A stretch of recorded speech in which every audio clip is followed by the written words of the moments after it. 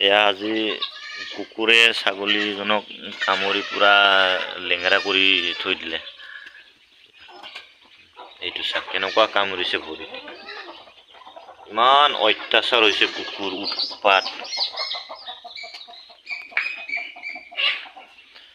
পথাৰতে চৰাবা নিয়াতে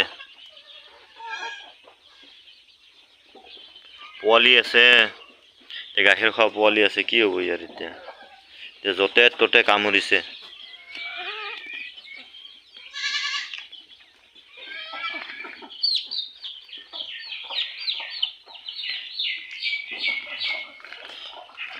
যিয়ে নহওক কামোৰাটোতো কামুৰিলেই ইয়াক 24 ঘণ্টাৰ ভিতৰত এই ৰেবিছ ভেকচিন দিব লাগিব। মইতো অলৰেডি এতিয়া লৈ আহিলোঁ ৰেবিছ।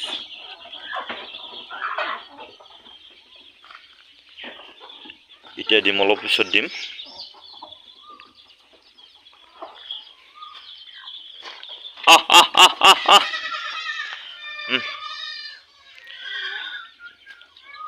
এইবিলাক ছাগল পোৱালিকেইটা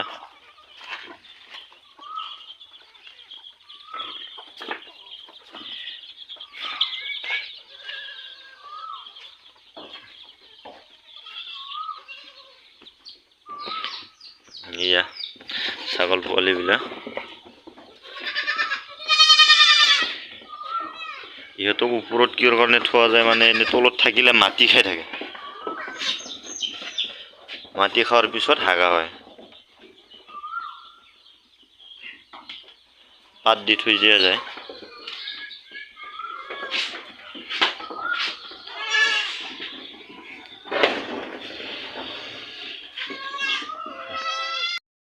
আমাৰ ছাগলী কুকুৰে কামুৰিছে। মই এতিয়া বিজি দিব খুজিছোঁ এণ্টিভাইৰাছ ভেকচিন ৰেবিছ।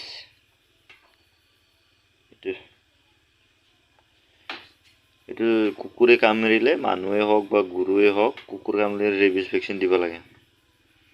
নহ'লে বহুতকে দেখা পায় এই কুকুৰ কামুৰাৰ পিছত ছাগাল হ'লেও যি হ'লেও তাৰমানে পাগলা হৈ যায়। মই আমাৰ ওচৰতে বহুত দেখা পালোঁ, সেইটো কাৰণে মই কুকুৰ কামুৰিলে লগে লগে ৰেবিছ ভেকচিন দিয়া যায়। তাৰ লগতে মেলোনেক্স প্লাছ দিওঁ, বিষ থাকে না বহুত, জ্বৰ হয় কামৰাৰ পিছত, আৰু এণ্টিবায়'টিক ঘাঁহখিনি শুকোৱাৰ কাৰণে, আৰু এই কামৰা জাগাখিনিত লগাবৰ কাৰণে টপিকিউৰ লৈ আহিছোঁ। এনে হিমাক্স